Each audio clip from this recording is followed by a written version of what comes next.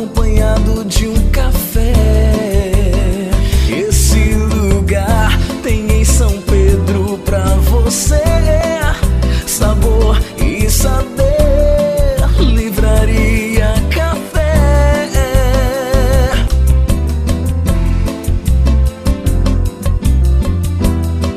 Sabor e saber. Livraria Café. Bem, boa noite a todos. Fico feliz de poder estar aqui de novo com vocês. Alguns de vocês já estiveram aí na outra vez, né? Talvez alguns rostos novos. Não me lembro bem, né? Mas fico feliz de estar aqui. Dar os parabéns à livraria, né, por esse empreendimento que, assim, muito valoroso, corajoso e graças a Deus está sendo bem sucedido, né? Que eu saiba, está sendo assim, uma iniciativa única por aqui na nossa região, né? Então uma coisa assim, muito louvável mesmo. A gente fica feliz que possamos estar aqui juntos, né, desfrutando desse momento. Conforme está previsto para hoje, né? Não é uma palestra, é um bate-papo. Então, apesar de eu saber que eu vou falar muito, com certeza, né? Até por causa da minha vocação de falador, mas assim, que todo mundo fique bem à vontade para participar, para contribuir, para falar, para perguntar, vamos trocar, né? A gente vai desenvolvendo uma linha de raciocínio, mas com certeza essa linha focada numa experiência pessoal e cada um tem outros olhares, outras percepções que podem estar contribuindo para a gente tomar, amadurecer outras ideias, pensar sobre outras questões, enfim, tá bom? Então que todos sintam à vontade aqui, né, para a gente estar construindo junto aí essas ideias. O que mais? Vou me permitir ficar sentado aqui, tá bom? Como eu fiz outra vez, fico mais confortável, a gente fica mais informal, não me sinto tão palestrando ou em outras situações. Bem, nós vamos falar hoje, né, vamos pensar hoje sobre a questão do transtornos da ansiedade, né? Da outra vez falamos sobre depressão e hoje vamos falar sobre transtorno da ansiedade, que é uma questão complexa, né? Definir o que é ansiedade é uma questão altamente complexa. Se vocês forem procurar tanto na internet, bota em enciclopédias, até em livros de psicologia mesmo, livros de psicanálise, um conceito de ansiedade vai ser difícil encontrar. E os que vão encontrar são coisas assim muito focadas, muito mais nos sintomas físicos que a ansiedade proporciona, do que propriamente no que é a ansiedade enquanto uma emoção, que provoca sintomas físicos, mas que é muito mais do que sintomas físicos, é uma verdadeira emoção. Então, definir o que é ansiedade, entender o que é ansiedade, é algo muito complexo e que talvez não seja passível de ser fechado. Tá? O que é ansiedade? A princípio, né, a coisa mais óbvia que as pessoas percebem quando lidam com a ansiedade são as mudanças físicas. É uma certa agitação, um certo nervosismo, né? Uma certa taquicardia. É claro que a gente tem que pensar em ansiedade sobre vários aspectos, né? Quando o Otília falou, todo mundo ansioso para ouvir, né? A gente vai, só por aí a gente vai vendo que quanto é a gama de possibilidades de se entender o que é ansiedade. Tem aquela ansiedade por alguma coisa que você está esperando, que vai chegar, né? Tem aquela ansiedade em relação a uma mudança que possa estar por acontecer, tem ansiedade diante de um perigo que você possa estar achando que é iminente, tem uma ansiedade que você não consegue explicar, que vem de dentro para fora, que você vive prisioneiro dela sem nem saber porquê. Mas em qualquer um desses casos, em maior ou menor intensidade, a ansiedade sempre vai envolver alguns estados físicos, né? Que envolve uma certa aceleração do batimento cardíaco, uma certa sudorese, em estados mais graves, um certo vazio, assim, no peito, no estômago, aquela sensação de vazio, né? Aumento do tônus muscular, da tensão muscular, enfim, sensações desse tipo. Oi? 3 tremores, muitas vezes estados mais graves, já tremores, com certeza, né? A ansiedade, em qualquer um desses casos, se a gente for parar para observar, mesmo naqueles em que a ansiedade ela está focada,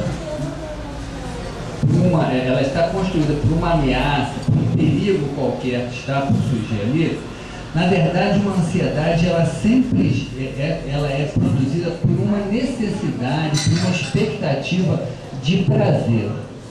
Aí você vai dizer, poxa, mas qual é a expectativa de prazer em você estar sendo ameaçado?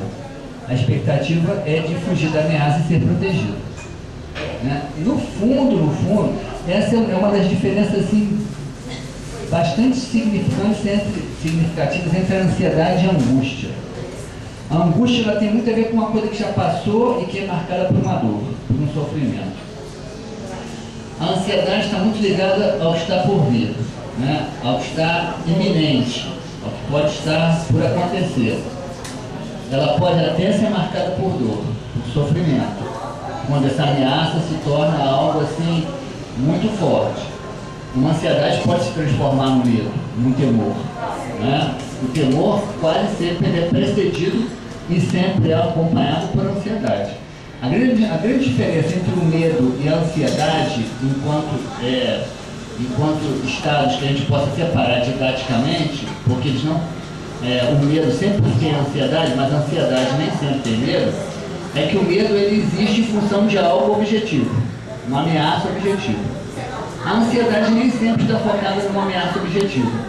Ela muitas vezes está focada em ameaças subjetivas que estão dentro de você mesmo, ameaças que você sofre, que são fruto do seu imaginário, ameaças que você pode estar imaginando que vão acontecer diante de mudanças na sua vida, no seu caminho. Então isso é uma ansiedade. A ansiedade ela é mais vaga do que o medo. O medo ele é mais objetivo. Mas no fundo, mesmo que uma ansiedade, né, ela seja focada, ela esteja sendo construída por algo que te ameaça, por uma expectativa de um sofrimento, de uma dor, de algo que vai te machucar, na verdade o que gera ansiedade é a necessidade do prazer de se sentir protegido daquela ameaça. Não é o medo da ameaça, mas a necessidade de se sentir protegido da ameaça. E eu vou explicar a vocês por que isso. Que parece uma coisa complexa, mas é na verdade o que acontece. Porque a ansiedade, o que faz com que a pessoa viva um estado, viva esses sintomas físicos que eu falei, né? A taquicardia, a sudorese, o aumento do tônus muscular, a tensão, certo nervosismo, tremores, enfim. O que faz com que a pessoa viva isso é uma inquietação psíquica, é uma pulsão psíquica, uma pressão psíquica, melhor falando, que precisa ser esvaziada. Essa pressão psíquica é uma pressão de prazer, de necessidade de você se sentir satisfeito.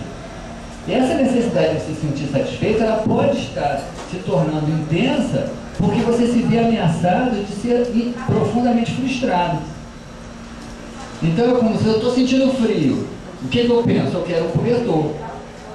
A ansiedade é mais ou menos isso. Alguma coisa que me ameaça. O que eu quero? Alguma coisa que me proteja. Na verdade, esse é o grande jogo da ansiedade. O grande jogo da ansiedade que faz com que ela seja tão profunda é justamente essa necessidade de alcançar um estado de proteção. Um estado de prazer que essa proteção vai proporcionar. E ela se torna passível de ser tão descontrolada justamente por causa disso. Porque o grande móvel da ansiedade não é propriamente o que te provoca ela exteriormente. O grande móvel da ansiedade é essa pressão psíquica que cresce de dentro para fora e que não é passível de ser controlada, porque no fundo ela se fundamenta no instinto básico de sobrevivência. Se nós formos remontar lá ao primórdio, lá à raiz dessa pulsão, dessa pressão intrapsíquica que gera a ansiedade, a raiz dessa pulsão é o instinto básico de sobrevivência, o instinto básico que nós desenvolvemos lá no reino animal. A ansiedade é uma característica que o animal vive. O animal racional vive a ansiedade. É fundamental que o animal viva a ansiedade, porque a ansiedade faz com que ele se prepare para se proteger. Então, na verdade, a grande raiz dessa pressão intrapsíquica que gera ansiedade é um instinto de sobrevivência. E aí a gente vai começando a se dar conta que a ansiedade não é uma coisa ruim. Né? Você sentir a ansiedade não é uma coisa ruim. O ruim é você se tornar uma pessoa ansiosa. Porque sentir a ansiedade, na verdade, se fundamenta no princípio básico de sobrevivência. A ansiedade prepara você para lidar com situações adversas, por situações novas, situações que vão exigir de você novas posturas, para as quais você não está acostumado, para as quais você não está preparado. Então, quando a gente fala em ansiedade, da mesma forma que quando a gente fala de medo, vamos esquecer essa ideia de que são os vilões da história. Eles não são os vilões da história. Eles se tornam vilões da história pela forma como eles vão se concretizando, vão se condicionando no nosso dia a dia. E aí a gente vai se dar conta que existem diferenças de pessoas para pessoas. Algumas pessoas vivem a vida toda, passam por estados ansiosos naturais, né? Diante de um novo emprego, diante de um vestibular, diante de um casamento, diante de uma separação, estados perfeitamente normais de você viver uma ansiedade. E outras pessoas vivem prisioneiras da ansiedade. Ou até que não vivam prisioneiras da ansiedade, mas essa ansiedade, nessas situações que se justificam, ela se torna tão intensa que acaba paralisando essa pessoa diante das atitudes que ela precisaria tomar. Tá bom? Estão indo bem? Está muito complexo assim? Né? Por favor, tá? Se tiver assim, alguma dúvida, eu entendi bem, me explica, fala melhor sobre isso, vamos trocar isso. Porque a pior coisa é você sair depois de falar, para sair uma hora e pouco falando, alguém dizer, pô, mas não entendi quase nada do que você falou. Isso é horrível, né? Porque algumas coisas na cabeça de uma pessoa que lê e pensa sobre isso quase que diariamente, que faz parte da profissão, são coisas naturais e normais. É claro que uma pessoa que não está familiarizada com essas ideias pode se tornar mais confuso, tá bom? Então vamos lá, vamos construindo, tá bom? Então a gente está vendo que a ansiedade, ela é algo natural. Tá? Antes da gente avançar, eu quero colocar uma questão que eu acho importante aqui para a gente, porque dessa vez, principalmente, da outra vez, quando falamos de depressão, eu não achei isso tão necessário.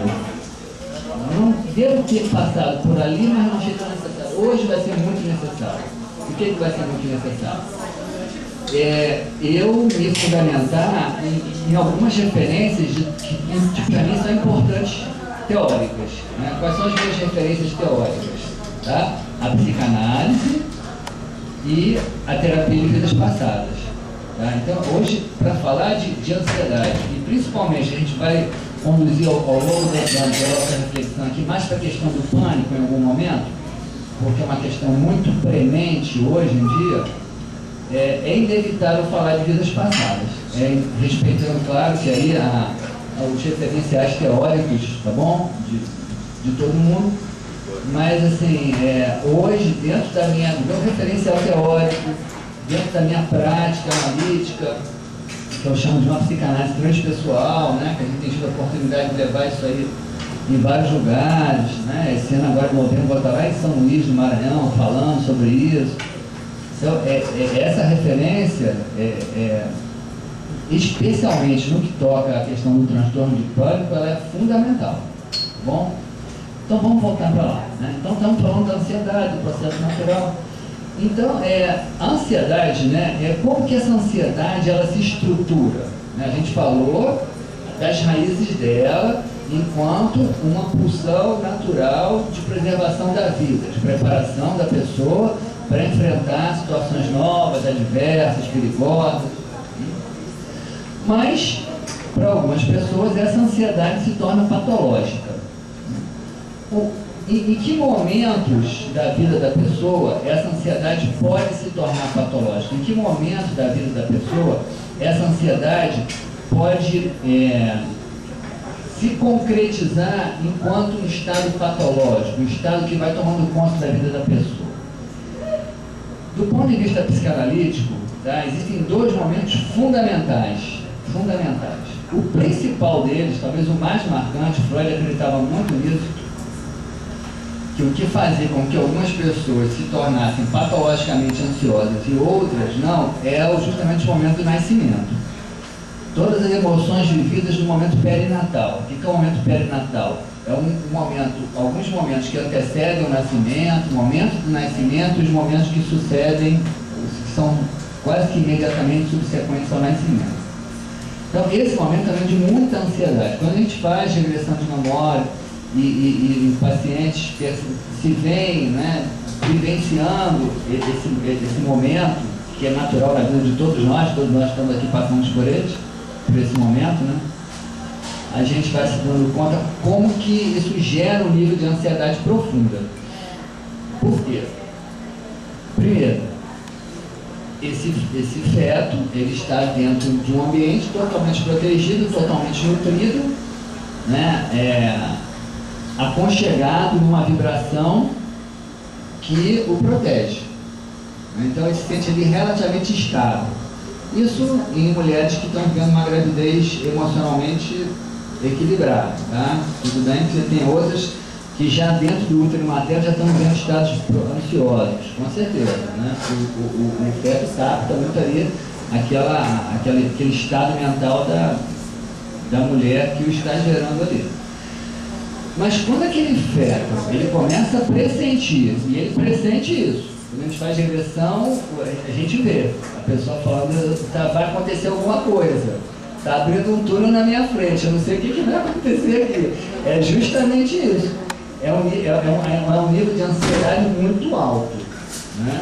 A passagem pelo canal vaginal, né? Ou mesmo o processo de uma cesariana, né? Que é bastante traumático, porque é uma invasão direta, mas a passagem pelo canal vaginal cria um nível de ansiedade muito alto para esse feto. E quando ele nasce, esse neném, ele vai ter um outro nível de ansiedade, que é de ser acolhido pelaquela mãe, né? E de viver momentos de afastamento e de reencontro com aquela mãe em seus momentos naturais, né? Porque a mãe não fica o tempo todo às 24 horas. Então, um momento que para aquele neném agora, né, ela se afaste, ele, do ponto de vista que ele se encontra, ele não tem consciência de que ela se afastou para fazer alguma coisa e vai voltar. A sensação ali imediata é de perda. Então são momentos muito ansiosos, né?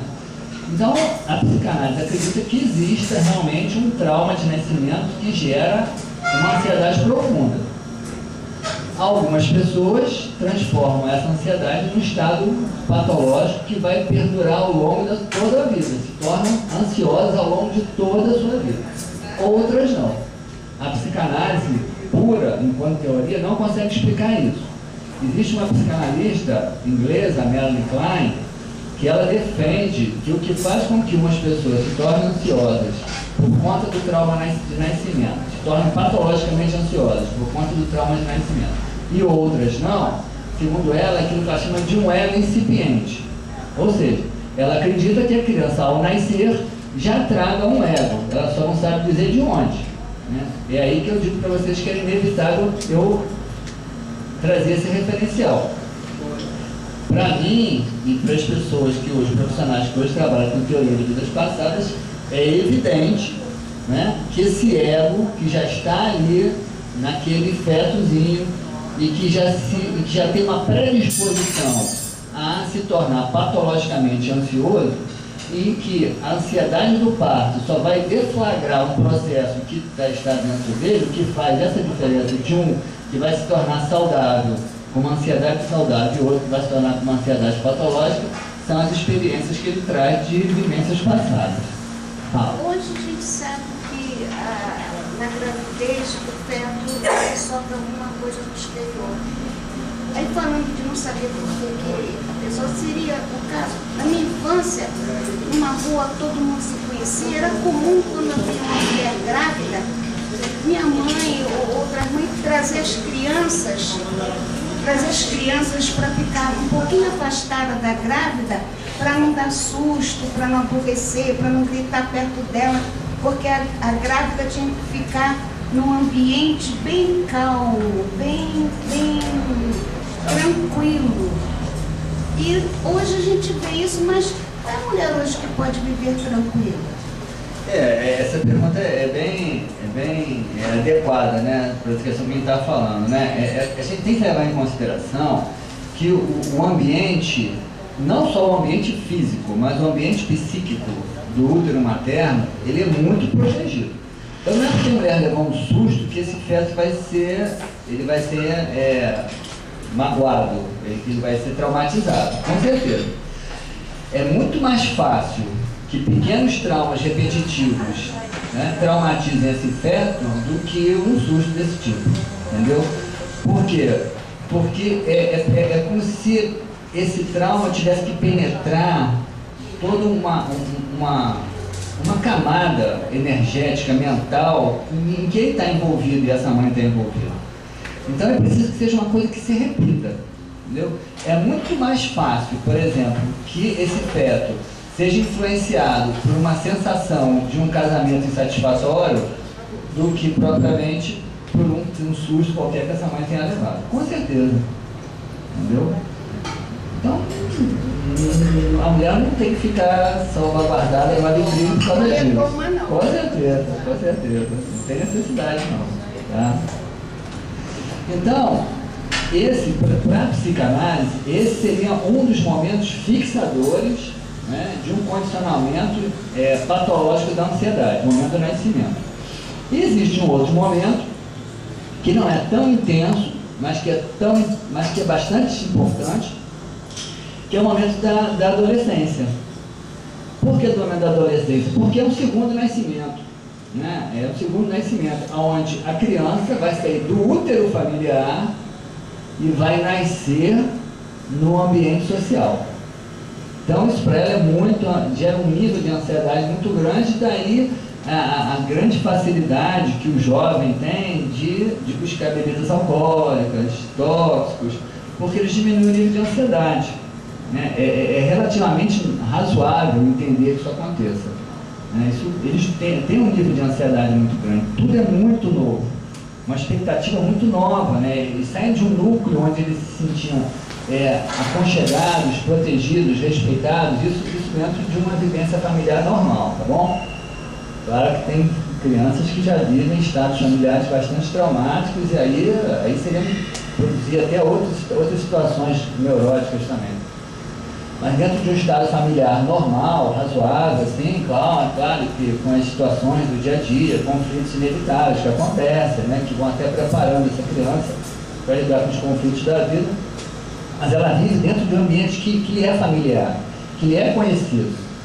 Mas chega uma hora, até dentro da própria escola, né, porque até a 4ª série, hoje já não é tanto assim, né, mas até a 4ª série, que vai por volta dos 10 anos, 11 anos mais ou menos, em torno disso, né?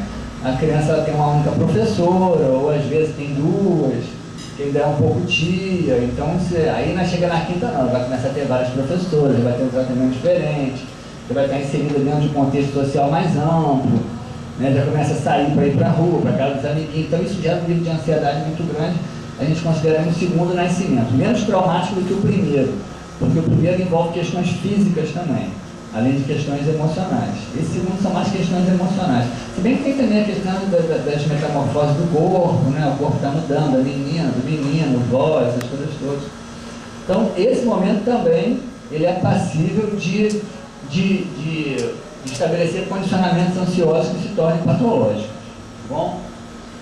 Então, a ansiedade, ela pode se tornar patológica a partir desses dois momentos fixadores, isso na visão da psicanálise. É claro que a psicanálise não consegue explicar, conforme eu falei, por que algumas pessoas passam por isso e se tornam patologicamente ansiosas e outras não. A teoria da terapia de vidas passadas vem dizer que existe, vem dizer e até demonstrar que o que faz com que umas reajam de uma forma diferente das de outras são as predisposições de vivências anteriores. Tá? Algumas mais traumáticas para uns e outras menos traumáticas para outros. Bom? Então é aí que a ansiedade pode se tornar patológica, que é o que a gente vai começar a falar sobre isso, tá bom? Então falamos de uma ansiedade geral, saudável e tal, e falamos dessa raiz da ansiedade, desses estados, né, desses dois momentos que podem fixar um estado patológico de ansiedade. Como que a ansiedade vai se manifestar patologicamente? Né? Se a gente for lá na classificação internacional... Opa, obrigado. Se a gente for lá na classificação internacional de doenças, né, tem um grupo de doenças voltado justamente para as neuroses e para os transtornos de ansiedade, transtornos fóbicos. E também tem transtornos de ansiedade nos transtornos de personalidade. E isso classificando a ansiedade enquanto uma patologia. Porque nas outras patologias que não são classificadas como ansiedade, a ansiedade também pode aparecer como um estado coadjuvante, o que é muito comum. Né? A pessoa depressiva pode se tornar ansiosa, a pessoa que tem transtorno obsessivo compulsivo tende a se tornar ansiosa, a pessoa que tem um transtorno bipolar também tende a se tornar ansiosa, mas a princípio, tecnicamente, dentro da classificação, elas não têm um transtorno de ansiedade, teriam um transtorno de neuróticos. Quais são os transtornos de ansiedade mais comuns assim, né? Claro que o mais comum hoje é o pânico. Né? E a gente até vive uma situação muito interessante que as pessoas começaram a atribuir todo tipo de transtorno de ansiedade ao pânico. Né? Até alguns profissionais da área de saúde tendem a diagnosticar de uma forma assim, prematura alguns estados ansiosos como se fosse pânico e não são. Tá? Porque tem outros tipos de transtorno de ansiedade que são bem intensos, não tanto quanto o pânico, só a agorafobia, que é quase tanto quanto o pânico, mas que não são pânicos, são diferentes. Né? Quais são os transtornos de ansiedade que hoje estão mais em voga assim, e que às vezes são confundidos com o pânico? Um é a agorafobia. Né? A agorafobia é muito confundida com o pânico. A agorafobia são aquelas pessoas que têm medo de lugares públicos, têm medo de fazer viagens sozinhas, têm medo de entrar num trem, num ônibus, têm medo de uma loja, entrar numa loja onde tem pessoas. Mas esse medo chega a uma coisa que paralisa a pessoa, né? Que impede a pessoa de fazer aquela vivência dela. Tá? E a pessoa, ela numa situação dessa, ela pode até ter uma crise de pânico. Mas isso não é pânico do ponto de vista da classificação do CID-10, que é a classificação internacional de doença. Não é. É uma agorafobia. Por quê? Porque a agorafobia, ela está ligada a uma ameaça externa. É a multidão que está lá fora. É a loja onde eu vou ter que interagir com uma pessoa e vou ter que me aproximar e pedir e ser solicitado por essa pessoa para pagar alguma coisa. Isso pode gerar um pavor em algumas pessoas. Né? E gera mesmo. Eu me lembro que estou levando um paciente, um jovenzinho, que ele não conseguia entrar no bar para pedir uma Coca-Cola. Ele não conseguia, ele tinha uma crise. Né? Que parecia pânico, porque parece, mas não é pânico. Por que não é pânico? Porque a agorafobia, a ameaça está lá fora. O pânico não, a ameaça está aqui dentro. O pânico, a ameaça, ela está dentro da pessoa. São os estados interiores que se tornam apavorantes. Na agorafobia não, é o que está lá fora que se torna apavorante. Então, muitas vezes a agorafobia é confundida com o pânico. São dois tipos de transtornos ansiosos, tá bom? Então a agorafobia é um transtorno... É o bicho do mato. É? É o bicho do mato. É mais do que o bicho do mato. O bicho do mato, ele tem um receiozinho, mas ele até acostuma a ir. Tá? O agorafobia não. E tem um que é parecido com o bicho do mato, que é um transtorno de personalidade, que é transtorno de personalidade ansiosa, que é chamada de personalidade esquiva. O que é personalidade esquiva? É um pouco o que você está falando, o bicho do mato. Só que é um bicho do mato muito potencializado. São aquelas pessoas que são tão inseguras, que elas têm uma personalidade tão insegura, patologicamente insegura, que ela potencializa qualquer ameaça que veio do lado de fora. Então eu acho que se ela for atravessar aquela rua ali, ela vai ser atropelada, né? E ela vai para lá achando que vai ser atropelada. Ela prefere não ir. Entendeu? Não é pânico, né? É o transtorno de personalidade ansiosa, chamado personalidade esquiva. Essas pessoas tendem a ficar muito fechadas dentro de casa, tendem a restringir suas vidas, acham que o mundo é uma grande ameaça, né? Então hoje com essa indústria da violência, porque a violência virou uma indústria, né? Para vender seguro de tudo que é tipo que a gente encontra aí, né? Nunca se viu tanto seguro para ser vendido como hoje. Para vender seguro tem que ter ameaça, então para ter ameaça tem que divulgar a violência. É uma trama terrível, nós estamos inseridos nela, somos vítimas dela. Enfim. Então, isso é um prato cheio com uma personalidade esquiva, porque ele se fecha mesmo, ele se alimenta disso, e vai ver Datena todos os dias. Só para Datena não recorda. Qual é o canal? Qual é o canal aí? Agora está no 7. Eu não costumo ver. Só fala de Só tem tragédia. Só tem tragédia. Então, essa pessoa, eu também não vejo, porque eu também estou trabalhando, mas eu sei que existe. Então, essa pessoa, ela vê porque ela quer alimentar o medo dela. Ela prefere dizer, viu? É por isso que eu não saio. Mas no fundo ela não sai porque ela tem uma personalidade, um transtorno de personalidade. Fala, você queria falar aí atrás. Eu estava dando uma olhada no seu blog, Elaboração, Análise CIF, nos seus artigos, Análise CIF. Sim. Aí o que você quis dizer? Tem gente que fala de trauma. O que você quis dizer quando diz assim? Não é o trauma que gera o transtorno mental. São as predisposições do conjunto psíquico do ser que frágeis ou rígidas não conseguiram elaborar o trauma. Com certeza. É mais ou menos o que eu estou falando quando eu falei da concretização do estado patológico da ansiedade no momento do nascimento ou no momento da adolescência, né? Quer dizer, não é o trauma de nascer que gera um estado patológico. Não é o trauma de passar pela adolescência que gera o estado patológico. É a predisposição. Na verdade, é a predisposição. Essa é uma grande diferença entre a psicanálise e a psiquiatria atual. A psiquiatria atual, ela classifica as doenças em cima dos sintomas, né? A psicanálise não. Tanto é que a maioria dos psicanalistas até se recusa a entrar em contato com essas classificações. Porque essas classificações são todas sintomáticas. A psicanálise não, ela classifica as doenças em cima das causas. Porque para o psiquiatra o sintoma é o problema, por isso que ele passa o remédio. O psicanalista não, a causa que é o problema. Tá? Então, não é aquilo que instiga, não é aquilo que agride, não é o estímulo externo, para falar de uma forma mais clara, não é o estímulo externo traumático que gera o estado patológico, que vai se transformar num transtorno. Ele só deflagra um processo em cima de uma predisposição que já existe.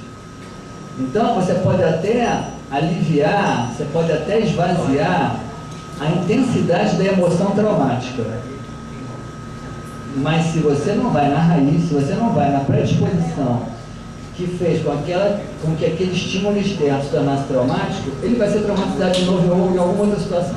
É só questão de tempo. Com relação à ansiedade. Então, justamente isso, né? A ansiedade é uma coisa natural na vida das pessoas, né? A ansiedade é um processo de autopreservação.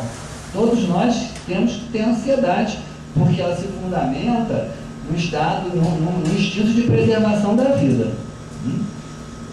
Então, nós vamos viver situações lá fora, né? Vamos viver situações de ameaças externas que vão instigar a nossa ansiedade. Tudo normal, ótimo. Mas para algumas pessoas essa ansiedade evolui para o estado patológico porque ela traz dentro dela predisposições. E eu vou falar qual é a grande essência dessa predisposição. Daqui a pouquinho eu vou chegar lá. Vou falar qual é, na verdade, existe uma grande predisposição que gera ansiedade, uma grande predisposição. Eu até falei um pouquinho dela quando a gente falou sobre, no outro bate-papo sobre a depressão, e a gente vai ter que voltar nisso porque é inevitável. Mas existe uma grande questão, mas a gente, espera um pouquinho que a gente vai chegar lá, tá? Mas a gente vai chegar lá. Então ele estava falando dos transtornos de ansiedade, né? Falei da questão da agorafobia, que muitas vezes é confundida com pânico. Você me lembrou aí, eu falei da questão da personalidade esquiva.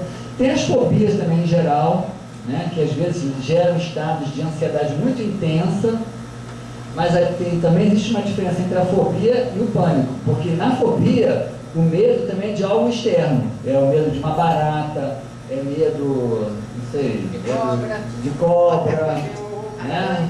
Medo de cachorro, enfim.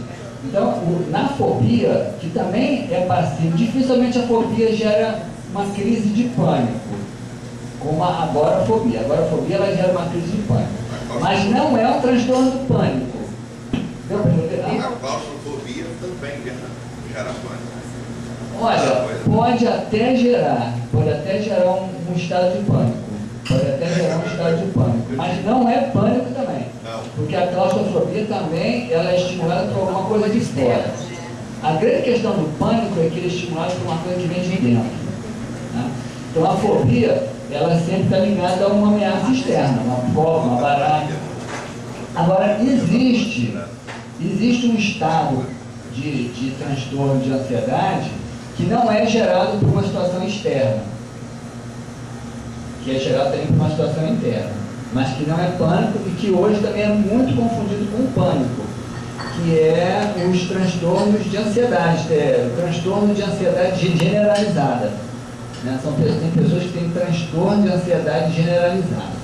O que é um transtorno de ansiedade generalizada? É um estado permanente de ansiedade, que ele evolui em alguns momentos para uma intensidade maior, mas de médio prazo.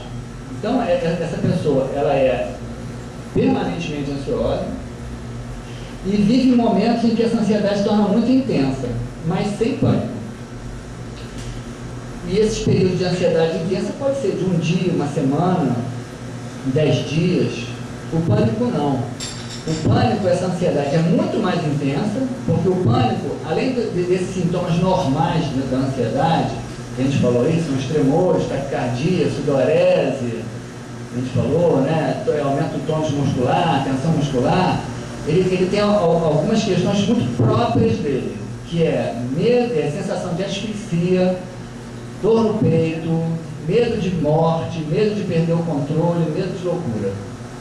Né? Essas questões são muito fortes. Falta de ar, é a sensação de asfixia mesmo. Né? Essas sensações são muito fortes. Do pânico. Né? No transtorno de ansiedade, principalmente a questão da medo, o medo de perder o controle não existe. E a crise de pânico, ela também é diferente da crise de ansiedade, do transtorno de ansiedade generalizada, porque a crise de pânico ela dificilmente passa de meia hora. Dificilmente. O transtorno de ansiedade generalizada, quando a pessoa vive um pico dessa ansiedade, ele não é tão rápido assim. Pode durar um dia inteiro, 2 dias, 10 dias, uma semana. Você não conseguiria sobreviver a um transtorno, a um pico de pânico por um dia. Não conseguiria. Né? Porque a somatização daquele estado emocional seria insuportável, porque é muito intenso mesmo. É muito intenso. Então, hoje, algumas pessoas confundem, e até alguns profissionais da área de saúde confundem transtorno de ansiedade generalizada com transtorno de pânico. Isso, em termos de tratamento com psicofármaco, pode não fazer lá muita diferença, porque nos 2 casos vai dar ansiolítico, com certeza. Mas em termos de psicoterapia faz uma diferença enorme. Tá? Porque o transtorno de ansiedade generalizada, ele não se fundamenta tanto numa questão pontual, numa causa pontual. Ele se fundamenta mais nessas predisposições gerais, que ficam na pessoa. O transtorno de pânico não. Quase sempre, eu não vou dizer sempre, para não errar. Porque com certeza a gente não é Deus, não tem bola de cristal para dizer que isso é sempre. Mas eu vou dizer para vocês, quase sempre se fundamenta numa questão pontual. Né? Existe uma questão pontual. Hoje nós temos cerca de 2% da população mundial sofrendo de pânico. 2%. Isso já é bem significativo. É mais significativo ainda quando a gente parte do pressuposto que esses 2%, nesses 2% estão enquadrados as pessoas que procuraram tratamento e foram diagnosticadas com pânico. Porque tem muitas que não procuram. Eu tenho pacientes que eu recebo hoje com 30, 40 anos e que dizem que, quando começam a olhar o histórico deles, tiveram pânico desde os 8 anos de idade. E nunca foram se tratar disso. Mas tem pacientes também com diagnóstico errado. Também tem, porque se confunde pânico com ansiedade generalizada. Né? Mas se confunde por quê? Porque a visão, né, da psiquiatria é em cima do sintoma, fica muito em cima do sintoma. E o sintoma do pânico, ele não era nem para confundir, tá? Mas o sintoma do pânico, às vezes, ele chega um pouco perto, ou melhor, vou falar o contrário. O sintoma da ansiedade generalizada, numa crise, né, chega um pouco perto do pânico, mas não é pânico. É diferente. O pânico, a pessoa tem medo de morrer, de loucura, de perda de controle. Na ansiedade generalizada não tem. É um mal-estar, uma sensação ruim, aquela coisa que fica, a pessoa não consegue se sentir sossegada. Mas você pode ter as duas coisas, por exemplo, você tem a crise de pânico, ela passar e para você continua com esses sintomas? Pode, com certeza. Né? Pode, com Aí seria o certeza. quê? Olha, aí você tem que buscar qual seria a causa, né? Geralmente a psiquiatria, ele vai optar por uma... Não, a medicação vai ser ansiolítico, vai optar por um diagnóstico. Se você teve crise de pânico, a opção é sempre optar pelo diagnóstico mais grave, que a questão seria pânico. Tá? Aliás, tem uma questão importante, é bom você ter falado isso.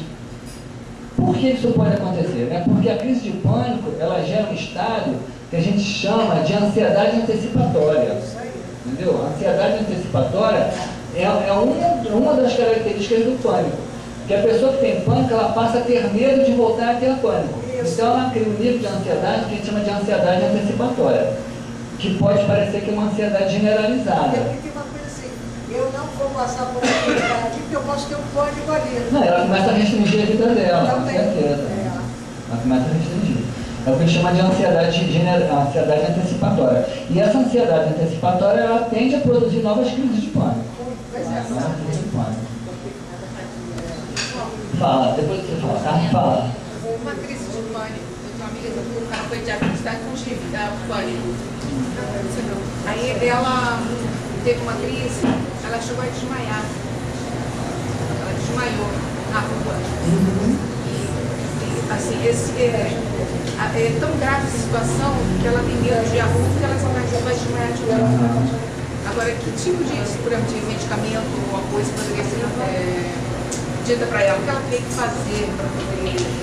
Olha, eu não sou psiquiatra, né? O medicamento tem que ser um psiquiatra. Com certeza vai ter que tomar ansiolítico. Com certeza, entendeu? Mas na frente eu vou falar um pouquinho sobre as possibilidades de tratamento do pânico, tá bom? Mas vai ter que tomar ansiolítico. Toda crise, todo transtorno de ansiedade é tratado com ansiolítico. Né? Agora, ela desmaia, aquilo que eu falei, dificilmente uma pessoa suportaria uma crise de pânico por mais de meia hora. Por isso que o pânico passa. Ela desmaia, é um mecanismo de defesa do psiquismo, que ela não aguenta. Emocionalmente é muito intenso. Então, João, há 8 anos eu me trato e que até agora, eu vou ser bem sincero, não estou compreendendo essa questão de pânico, ansiedade e depressão.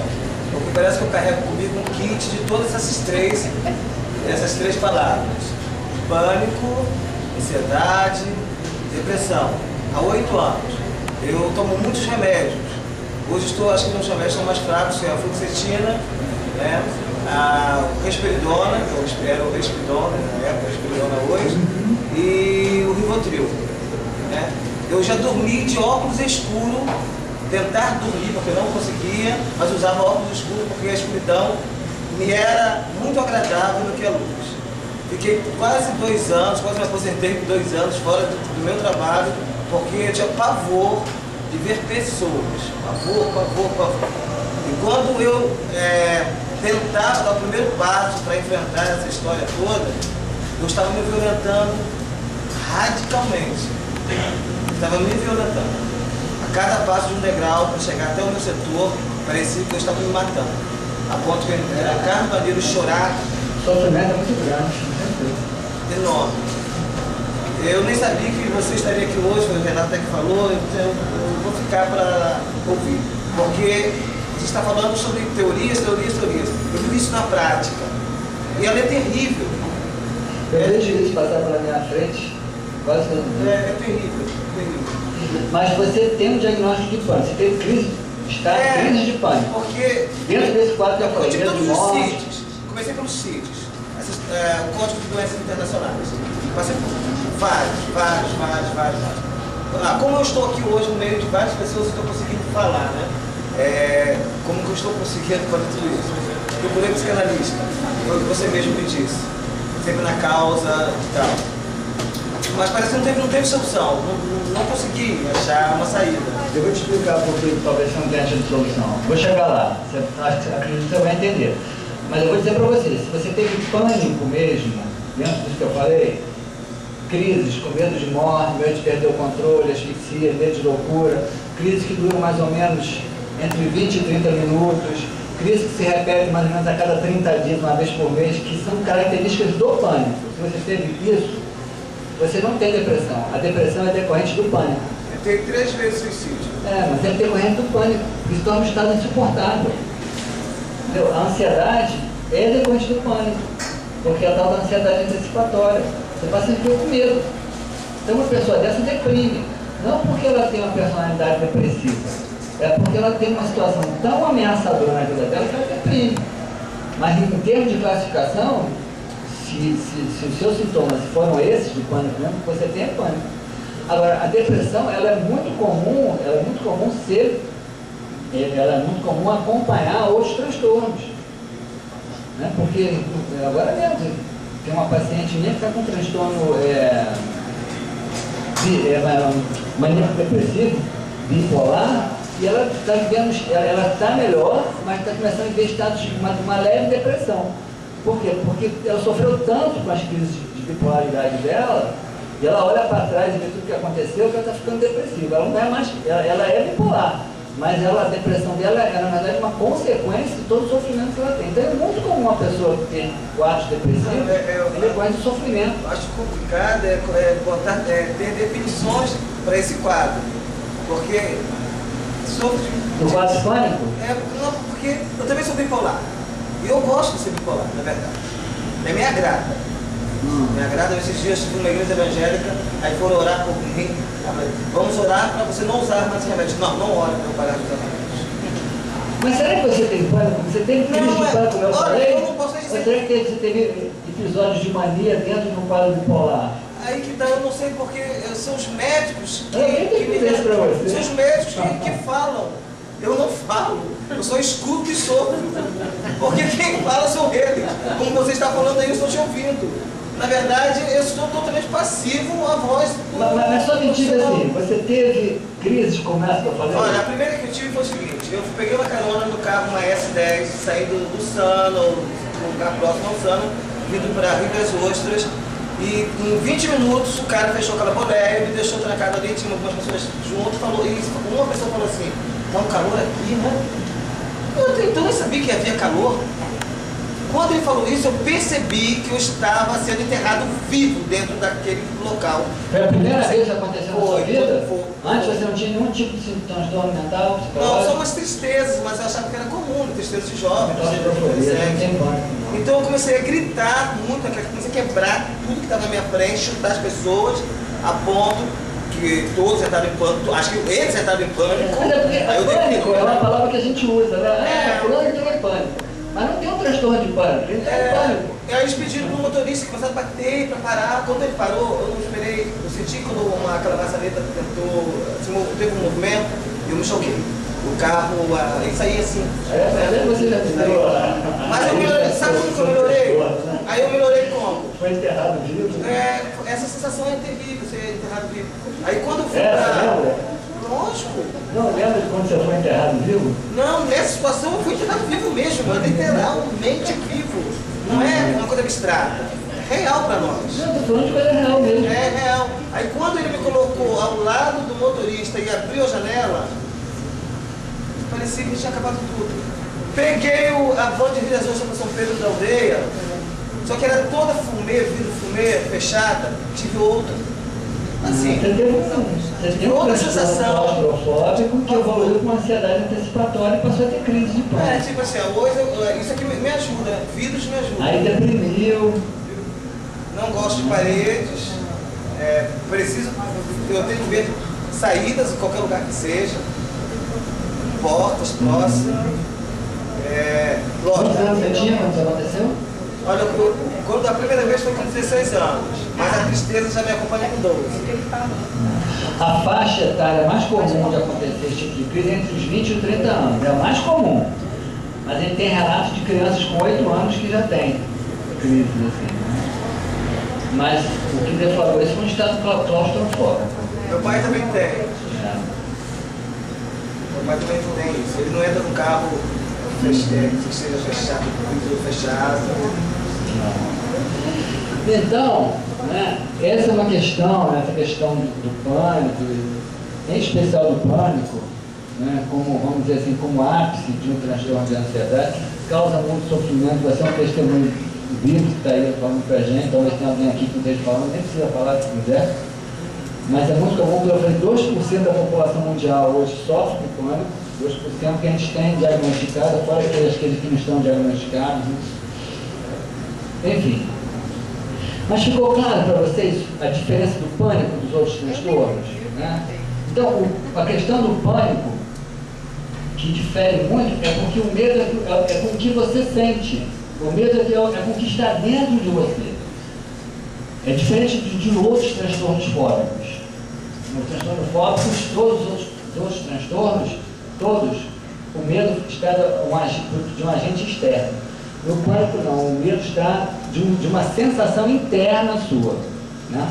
E a diferença do pânico para a ansiedade generalizada é que o pânico é marcado por crises muito intensas e rápidas.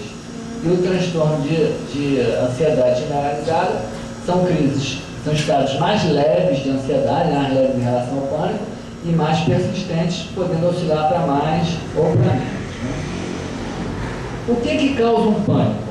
O que causa um transtorno de pânico, em especial um transtorno de pânico? Né? Aí que eu falei que era importante eu dizer para vocês do referencial, do meu referencial, da psicanálise e da teoria de terapia de vidas passadas. Porque hoje é claro para a gente, quando digo para a gente, para as pessoas, os profissionais que trabalham de teoria de vidas passadas, que um transtorno de pânico, ele só existe porque essa pessoa passou por uma experiência sofrida de morte e pós-morte numa outra encarnação. Tá? Eu falo isso assim, não estou falando aqui de religiosidade, não, eu respeito a religião de todo mundo. Estou falando de uma questão técnica e científica, para mim científica. Né? Quem tiver a oportunidade de ler um pouquinho sobre terapia de vidas passadas vai ver hoje que a fundamentação teórica, em termos de pesquisa, ela é muito séria. Não vou falar sobre isso aqui porque a gente vai perder tempo com isso. Mas quem quiser saber sobre isso vale a pena. Porque quem tem dúvida ou quem mesmo não acredita, que se permita pelo menos estudar sobre o que se pesquisou já a respeito de terapia de vidas passadas, para ver que não é uma coisa impossível, não é uma coisa do imaginário de algumas terapeutas, é uma coisa muito real. Tem pesquisas de campo muito reais, né, que apontam que é um fato isso. Né?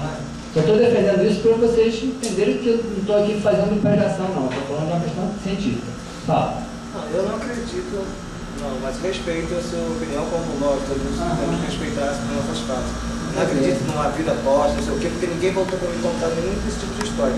Mas eu creio que o parto, a questão que você falou do parto e tal, nós temos uma memória mesmo muscular, corporal, ao ser gerado, porque nós estamos num lugar de abrigo, de conforto, de segurança, e nesse momento onde a mulher pare, onde essa mulher lança, onde essa mulher tenta acolher, mas não é da mesma forma como ele está lá naquele lugar tão confortável, eu creio que aí começa um grande trauma. Até mesmo pela questão de estar tudo tão nítido em termos de ouvir, né, o som, acho que aí é traumático. Agora, uma vida após isso, eu já não tenho essa certeza. Não, mas aí cabe aquela pergunta que eu fiz, só para você pensar, né? Porque todos passamos por esse momento, né? Mas uns se tornam patológicos e outros não, né? Por que uns ficam doentes com essa ansiedade e outros não? Não se tem a pesquisa, não se tem uma vez todo mundo nasce da mesma forma. Todo mundo, e o pânico, por exemplo, não existe uma comprovação que seja uma doença hereditária. Mas a questão não é que todo mundo nasce da mesma forma, todo mundo tem culturas diferenciadas. A minha mãe sofreu muito, perdeu a mãe dela com 12 anos de idade. Morou em todas as casas, fazendo faxina daqui a Alcântara. Foi conhecer meu pai na rua. Ou seja, tem pessoas aqui, eu acho que não passou por isso, mas passou por coisas piores. Então tudo isso gera também para nós que estamos ali, esses conflitos que estão nela, essas ansiedades, nós como feto, eu acho que nós percebemos isso, sentimos isso. Sentimos o medo que ela está passando, sentimos as angústias, a insegurança, todas essas situações é passada para nós. Eu percebo que tudo isso que eu vivo hoje é uma situação de uma cultura que a minha mãe viveu, a cultura dela, as vivências dela, assim que eu enxergo. Não, com certeza, não tem errado não. Isso faz parte da construção. Foi aquilo que eu falei, né? Você tem que me perguntou lá a respeito do que ele leu no meu texto, né? Existe um fator pontual, né? Que gera o estado, mas existe uma predisposição. A predisposição é fruto das vivências, tá? Mas mesmo aí, eu insisto só para você pensar, né? Por que umas pessoas passam por situações traumáticas como essa, mães com problemas, e uns desenvolvem patologias e outros não, né? Existe alguma coisa dentro, um diferencial de um para o outro, que faz com que uns elaborem melhor situações difíceis e outros elaborem de uma maneira mais difícil.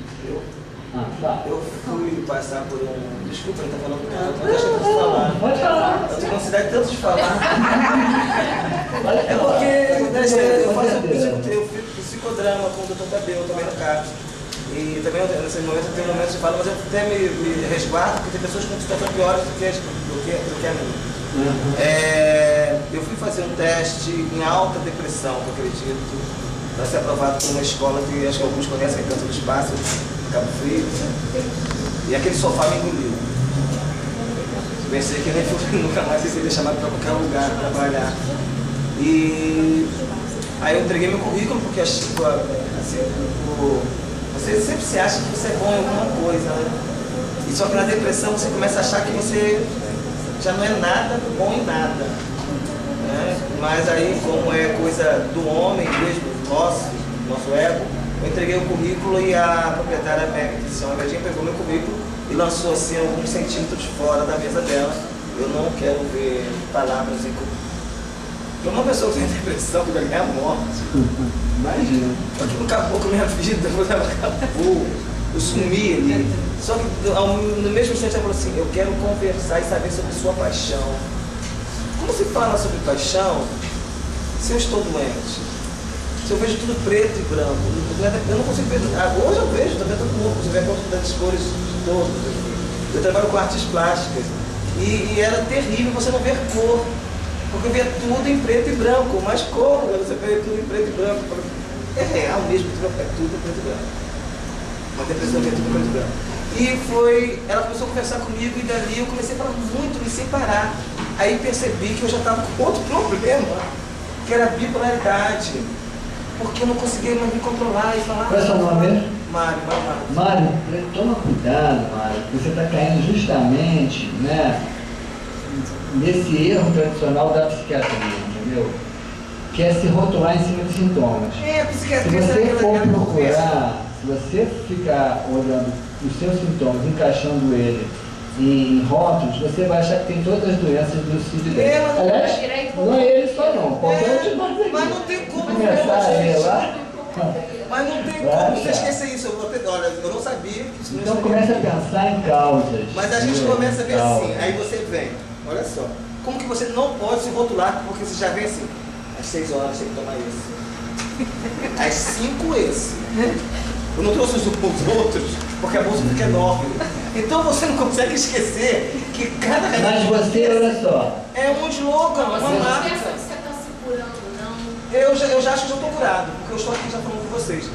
Eu só uso mesmo porque que já está incutido na minha cultura. É algo assim que eu começo a entender. Porque eu já estou produzindo, eu já estou escrevendo, eu já estou... Você fez, já falou aí? Eu fiz psicodrama, psicoterapia. com o Dr. Tadeu, fiquei muito tempo com psicólogos, menti muito para elas também. Já fui preso. Que acho que todo mundo já mentiu para os psicólogos aqui, acho que muitas pessoas. Fiz psicanálise, fiz até com o suíço, mas ele não poderia exercer a função dele aqui, porque tem esse problema, né? Fiz psicanálise com ele, ele usou arte para eu poder tentar sair dessa situação. Não trabalhava em escritórios fechados comigo, era sempre na Praia do Forte, lugares de pia, cadeiras muito confortáveis, para eu ficar muito confortável, distante de pessoas. Ele pouco falava, e era só umas perguntas para instigar algumas coisas, ou me provocar, ou invocar qualquer tipo de situação. O psiquiatra já vinha com outras situações. Então eu passei por 3 situações que cada um agia de um tratamento diferente. Se eles se reunissem e conversassem a meu respeito, eu acho que... que eles pensam de forma diferente. Porque o psiquiatra, ele só... Quando eu chego, não vou falar o nome dele porque eu acho que ele é antiético, mas a primeira coisa que ele faz é falar assim, olha, já está aqui. Eu saí da farmácia com uma caixa agora de remédio. Então, né, que você ainda não chegou na causa do seu transtorno. Não, nem sei. Pode dizer, eu nem sei o que eu tenho, eu sei o que eu sinto. Então começa a pensar que pode ter coisas que você desconhece que você não acessou ainda. Com certeza. Tá? Porque é isso que eu estava dizendo aqui, né? A minha experiência pessoal, né, dentro da minha linha de trabalho, e a experiência pessoal de diversos terapeutas que funcionam nessa linha, é que por trás, né, de todo transtorno de pânico tem uma morte, um pós-morte sofrido numa vida anterior. Né?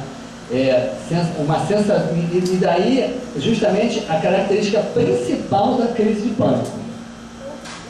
Qual é a característica principal da crise de pânico? É a sensação de que você vai morrer. Quem está numa crise de pânico mesmo, acha que vai morrer.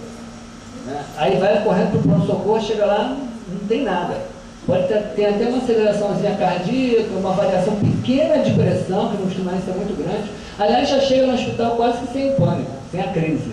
Ainda chega com estado ansioso, mas já chega quase às vezes sem a crise. E se entendêssemos que a morte, se tivéssemos de entender que a morte deveria ser aceita? De repente eu estou indo até mais por uma linha assim, eu tenho que aceitar a morte. Porque se eu começo a aceitar a morte, eu acho que se eu entrasse dentro daquela cabine, seria uma coisa tão natural, porque a morte é a coisa mais certa. Então eu vou pegar o que você falou, para avançar para uma outra questão, né? Então o que eu estava falando, né? Do meu ponto de vista, né, existe uma questão pontual que gera o transtorno do pânico. Tá? Eu vou chegar nisso que você falou agora, né? Eu estou reorganizando a ideia para tomar a linha aí de pensamento. Existe uma questão pontual que gera o transtorno do pânico.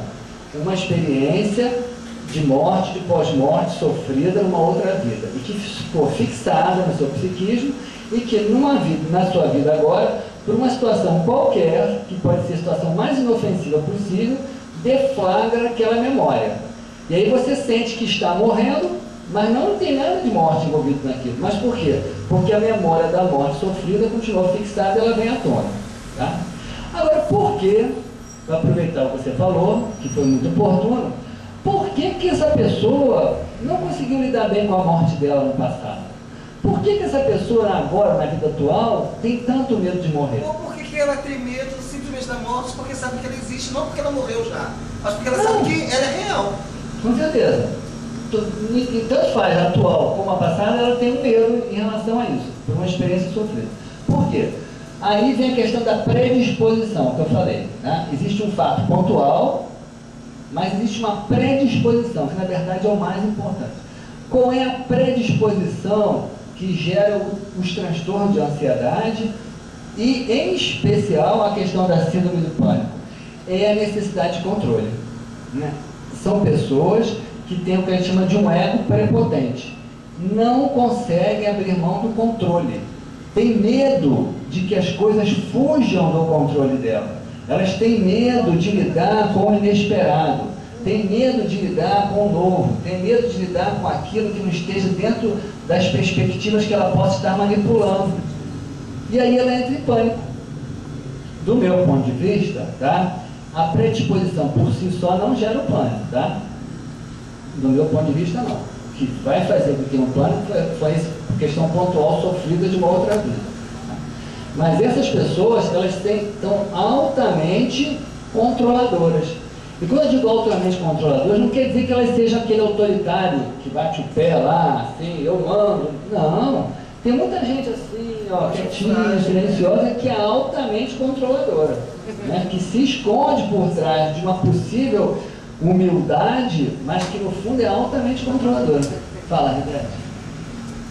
Eu queria passar para essas pessoas a experiência que você falou, que ele ainda não acredita, outras pessoas acreditam, da experiência de vidas passadas. E eu tenho pavor enorme na água. Não consigo fazer hidroginástica. Todo pessoal vê? Está todo mundo ouvindo ela falar? Eu não consegui fazer hidroginástica. Não é só porque eu sou baixinha, a água vem aqui, não. Eu fico dentro da água, a água na minha cintura já me tira todo o equilíbrio. Aí eu penso que eu vou morrer. Se eu tiver nada sem alguém que está me segurando, eu penso que eu vou morrer, com a água na cintura. Eu vou à praia, eu não entro, não é boa. Eu tenho pavor de água. E numa das regressões que eu fiz, eu morri afogada. Eu morri afogada junto com o namorado, né? Morri afogada. Aí me veio isso. Ficou uma memória fixada. Ficou na memória. E é onde eu tenho esse pavor. Eu nunca consegui aprender a nadar sequer. Mas João, ela não pode realmente só ter medo da água porque tem medo da água. Eu sinto que eu... Por que ela teria medo da água e você não tem medo da água? Eu tenho medo de outras coisas que ela não tem. Por que você tem de uma coisa e ela tem de outra? Porque nós somos iguais, somos diferentes. Mas o que fez você ter medo de uma coisa e ela ter medo de outra? Qual é a raiz disso? Porque nós somos seres, Paulo Freire fala que nós somos seres inacabados em construção. Né? Nos desconstruímos e construímos. Você está tendo interferências aqui com cada fala. A cada fala aqui está interferindo no meu ser. Eu posso, daqui a alguns minutos, modificar, mudar até essa forma de pensar por causa dessa interferência. Nós não somos iguais. Ninguém aqui é igual a ninguém. Então, o medo que ela tem da água é o medo dela. O medo que eu tenho, às vezes, de desligar esse notebook aqui é diferente do medo da água. Mas isso não quer dizer que está me envolvendo com uma vida passada. Hoje em dia, né, a gente tem aquilo que eu falei, né? Não vou nem entrar muito nesse campo. Você ficou corada? Você descobriu? Depois você descobriu por que tinha medo? Você perdeu medo da água? Eu ainda não, porque eu não me arrisco. Eu não me arrisco. Até porque existem objetivos específicos quando você faz uma regressão, né? Você pode ter um objetivo específico de curar uma questão traumática pontual, que seria o medo da água, que nunca foi o nosso objetivo, no caso aí da terapia dela, né? Existem outros objetivos que você está buscando, né? Mas você cura objetivos pontuais com a regressão também. Por exemplo, uma paciente que tem uma dor de cabeça e uma enxaqueca terrível, e a gente tentou resolver a questão da enxaqueca dela, e a gente foi descobrir que ela tinha morrido com uma machadada na cabeça. Depois da técnica voltada para esse objetivo, ela passou a deixar de ter enxaqueca. Né? Mas curou o medo de cavalo. Curou-se o medo de cavalo, né? Então depende de você usar a técnica por um objetivo pontual, né? Só queria clarear ali para ele, né? Não com o intuito de convencimento, né? Porque eu acho que a gente está vivendo num momento da nossa história, da história da humanidade, que a gente tem que começar a estar aberto a buscar, a entender melhor a vida, né? Não acreditar por acreditar, mas entender melhor a vida.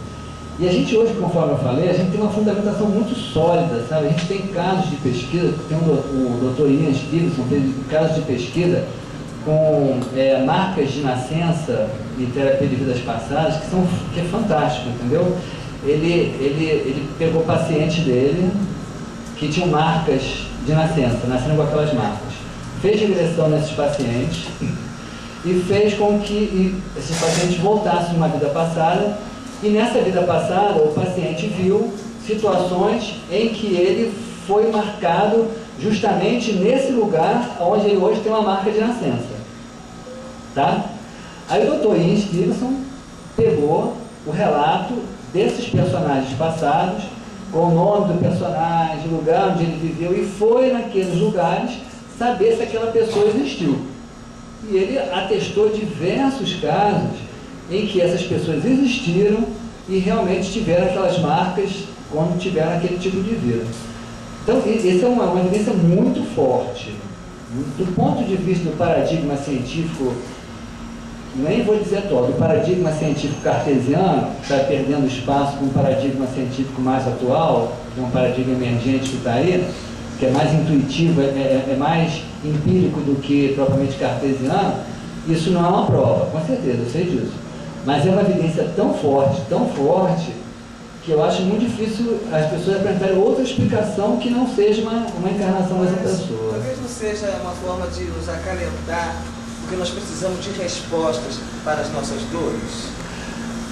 Se você tem fatos, você não está se acalentando, você tem um fato, né? Você entendeu a explicação do Dr. Estilo da pesquisa? Eu entendi, acho que é interessante. É bem interessante. Mas é interessante, mas como o senhor mesmo disse, não é algo que a gente possa falar assim, ponto ou final nessa frase. Ela tem sempre reticências. Ponto final e nada. Nada. Então são reticências apenas. Você botou um ponto final na sua não crença em reencarnação? Não. Então ótimo. Então você está aberto. Então começa a ler sobre isso, começa a pesquisar. Mas eu já tive uma predisposição. Eu já tive uma predisposição a ouvir, porque eu sei. Não eu não acredito nessa questão de ter outras vidas, que eu acho muito injusto isso. Não botou um ponto final ou não botou? Olha, eu posso dizer agora para você que eu estou nessa reunião botando umas reticências. Ótimo. Mas antes de entrar. Tem 3 pontinhos. Tem 3 pontos. Havia um ponto final, sim. Por questões de que eu acho muito injusto uma pessoa não ter o direito, como ser humano, de saber quem foi no passado e ter que passar por brincadeiras como se estivesse dentro de um jogo de xadrez. Então, ótimo. De novo, você está me chamando a voltar para a questão que eu estava falando. Você nem que levantou a mão lá de novo, deixa ele falar. De novo você me chamou para a questão que eu estava dando continuidade. Fala. É uma pergunta agora. Qual a contribuição da psicanálise transpessoal, psicanálise transpessoal, terapia regressiva, no tratamento dos transtornos de ansiedade, de humor, Então, justamente, né? Aí é que eu acho que é a grande junção, tá? Porque a terapia de vidas passadas, sozinha, isolada, ela vai buscar o trauma da vida passada e vai tentar desligar a pessoa daquele trauma para curar aquela doença. Mas ela não se preocupa tanto com a predisposição. Ou seja, o que é predisposição? Os traços de caráter que fizeram com que aquela pessoa ficasse traumatizada. Que eu volto a falar o que eu falei para você há pouco ali, né? Não é o estímulo externo que causa o trauma, é o estímulo externo sobre uma predisposição da sua personalidade. Desculpa me interromper, um alcoólatra, um drogado, ele tem predisposição para nascer alcoólatra ou drogado? Uma predisposição psíquica, com certeza. Né? Hereditária também, hoje a gente tem quase certeza disso também. Muita gente bebe, só 10% ou 15% são alcoólatras. Com certeza, é uma predisposição psíquica. Então a terapia de vidas passadas, isolada enquanto terapia, ela se preocupa muito com a questão pontual do trauma e tenta, através de uma regressão, desligar a pessoa daquele trauma. Ela não se preocupa tanto com a predisposição que fez com que a pessoa se traumatizasse. A psicanálise por si só, isolada, ela já faz o outro papel. Ela se preocupa somente com as predisposições, com os traços de caráter da pessoa. A grande essência da patologia da psicanálise é uma estratégia de autoconhecimento. Tá? Então, quando eu juntei a psicanálise com a terapia de vidas passadas, eu juntei 2 ferramentas que satisfaziam plenamente a minha percepção teórica das patologias. Que é justamente, toda patologia, do meu ponto de vista, ela se fundamenta numa questão pontual, traumática, que gera o transtorno. Mas aquela questão pontual traumática só fez o transtorno porque havia uma predisposição na personalidade. Não adianta você desligar a pessoa do trauma se ela continua com a predisposição. Porque a predisposição vai fazer com que ela se traumatize de novo numa outra oportunidade. Então você não cura, você elimina o sintoma. E aí, voltando ao gancho que ele me deu, que é onde eu estava, a grande predisposição do pânico e dos transtornos de ansiedade é a personalidade prepotente. É aquela personalidade que quer controlar tudo. Ela não admite que nada fuja do controle dela. Então, ela passa a ter tudo aquilo que possa ameaçar o estado quo dela, aquele estado que ela domina, se torna algo muito sofrido, muito angustiante. E para algumas pessoas isso chega realmente a produzir esse tipo de crise. Então, a grande questão da predisposição, né, a grande questão que marca a personalidade das pessoas que têm transtornos patológicos de ansiedade e, em especial, o transtorno do pânico, são as tendências controladoras diante da vida. É você não admitir que existem variáveis na sua vida com as quais você não tem controle, com as quais você não vai poder lidar. Isso não quer dizer você se tornar uma pessoa omissa e passiva diante da vida. Não, com certeza. Muitas coisas nós temos que exercer a nossa capacidade de controlar, a nossa capacidade de elaborar, de conduzir. Mas achar que você pode conduzir, controlar e elaborar tudo que acontece na sua vida é uma ilusão de uma personalidade prepotente. E a vida, inevitavelmente, dentro de um processo que eu considero educativo, ela vai bater na sua prepotência. Com certeza vai bater. É só uma questão de tempo. Porque ela vai colocar você, em algum momento, numa situação para você aprender que nem tudo você vai poder controlar. É necessário isso aconteça. Com certeza. Né? E ela vai justamente para te ensinar que tem coisas com as quais tem coisas lá fora que você pode mudar. E tem coisas que você vai ter que se adaptar. Só isso. E mais nada. Essa é a grande diferença de uma personalidade, uma pessoa que tem ansiedade e a que não tem. Né? A que tem essa ansiedade, que tem crise de pânico, ela dificilmente se adapta com as variáveis da vida. Ela tem a tendência de querer que tudo se submeta ao controle dela. Fala. Eu estou ouvindo, fala um pouquinho mais alto. A terapia regressiva, você falou, não cura, mas aí como ela trata dessas questões dos transtornos? Então, a terapia regressiva, não é que eu não falei que ela não curasse totalmente. Mas por que eu falando isso? Mas eu acho que eu falei sim. Não estou errado de falar. Mas é preciso explicar o que eu quero dizer com isso de novo, né? A terapia regressiva, ela vai normalmente buscar a questão pontual, vai tentar te desligar do trauma. Entendeu? Então, quando você desliga do trauma, você esvazia a pulsão que gera o pânico. Então, você até pode deixar de ter o sintoma. Mas se você não trabalhar os traços de caráter, né, que fazem que você tenha uma personalidade prepotente, outras frustrações vão vir e a vida vai fazer isso com você e vão criar outros estados traumáticos para você. De outras encarnações, de outras vidas. Não, aquilo que vem de outras vidas, tá? Que você numa terapia de vidas passadas tratou e curou, está tratado e curado. Mas você continua vivendo e você continua podendo produzir novos traumas. E vai produzir. Entendeu? Essa é a diferença entre uma pessoa, por exemplo, que vai para uma guerra e volta e não tem transtorno pós-traumático e outra tem. Essa é a diferença de duas mulheres que dão luz a um bebê e uma tem uma depressão pós-parto e outra não tem. Né? Uma tem predisposição e aquele fato, que é um fato traumático, para uma se torna uma depressão pós-parto e para o outro não torna. Mas isso não conta com as particularidades das pessoas, a individualidade. Com certeza, eu estou dizendo. Então, imagina se todo mundo fosse para a guerra, todo mundo voltasse louco, todo mundo fosse político e voltasse ladrões, seria horrível. Mas é justamente isso, não esqueci isso não, desculpa. Mário, é justamente isso que eu estou dizendo. São as singularidades. Algumas pessoas têm predisposições na sua personalidade que fazem com que ela não consiga elaborar situações que se tornam traumáticas para ela. E outras elaboram. Mas isso não quer dizer que foi por causa de vidas passadas. Por que você está tão preocupado em contestar a questão de vidas passadas? Te incomoda isso, Não, Mário? porque me interessa. Ótimo. Mas olha só, eu não queria que hoje a gente fizesse um debate teórico sobre a veracidade ou não, porque a gente vai perder o foco. Eu até abri um espaço para a gente estar assim, explicitando isso um pouco. Mas se a gente for entrar nessa discussão em especial, a gente vai perder o foco da questão do transtorno de ansiedade. Em todo momento que nós estamos conversando, o foco para lá de novo.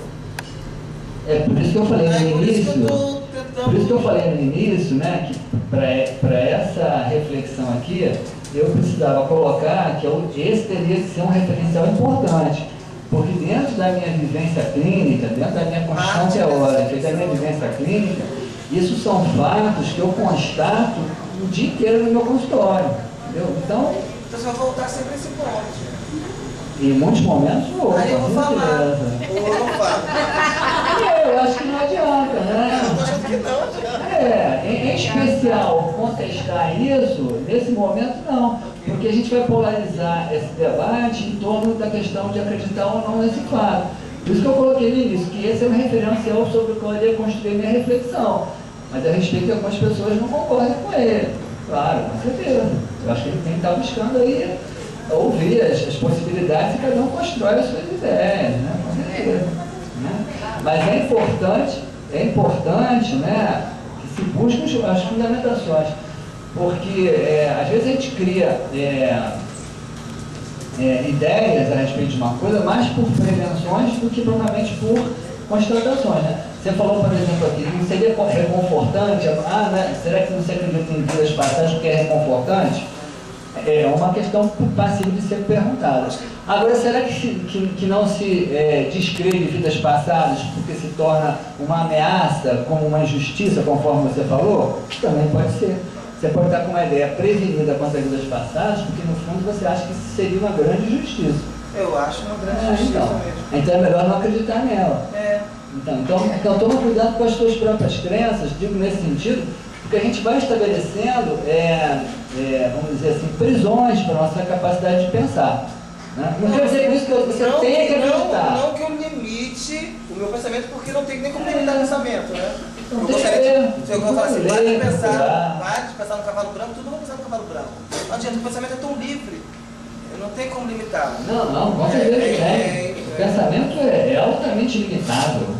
O neurótico é o prisioneiro do seu próprio pensamento. Isso. Mas a questão é que eu acho que sempre dá a entender de que nós precisamos saber para onde nós vamos e que a causa de todas as coisas é porque nós viemos de lá. E talvez não seja porque nós realmente temos caminhos e escolhas. As nossas escolhas parecem consequências. Eu fiz algumas escolhas na minha vida que me atrapalham até hoje.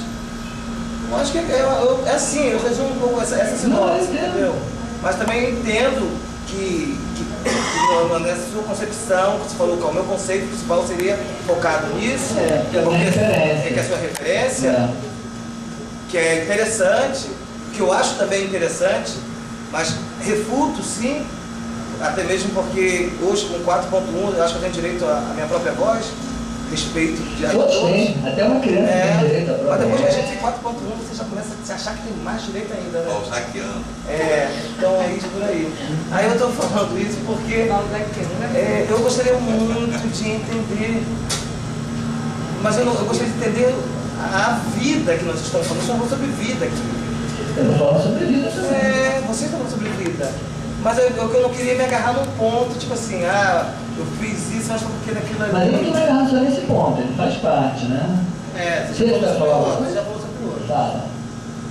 Voltando às predisposições, quais seriam dispositivos que nós poderíamos usar para minimizar essas predisposições? A questão da personalidade prepotente, né? Que eu falei, né? Então, que é a grande predisposição, né? Veja bem, né? Existem acho que duas questões importantes, né? Numa psicoterapia, você muitas vezes pode descobrir que essa sua prepotência nada mais é do que um mecanismo de defesa seu para te proteger diante da sua própria insegurança, né? Então tem pessoas que tentam limitar ao máximo as variáveis da vida dela pela sua própria insegurança. Aonde que essa insegurança se construiu? Na infância, numa vida passada, provavelmente, ou na infância mesmo. Até porque na vida passada já teve uma infância também. Então pode ser nessa infância agora, tá? Então, uma terapia vai ajudar você a tentar encontrar, né, o foco onde você construiu sua prepotência. Mas eu digo a você, né, e eu volto a dizer, não tem a ver com religião, tem a ver com a minha convicção teórica de vidas passadas, que obviamente tem um desdobramento, tá? Se você tem vidas passadas, é porque você vai ter vidas futuras, né? A grande questão capaz de ajudar você a lidar com essa prepotência, com essa questão do controle, na verdade, é um exercício da religiosidade. É por isso que eu falei, a palestra de pânico vai ser complicada pra caramba. Porque não tem como eu fugir disso, entendeu? Eu não tenho como eu fugir disso. Por que a religiosidade, quando eu digo religiosidade, não digo religião, não. Tá? A religiosidade é aquele exercício de encontro com o poder criador da vida, que a gente chama de Deus, de Jeová, o que quer que seja. Eu gosto de chamar de poder criador da vida.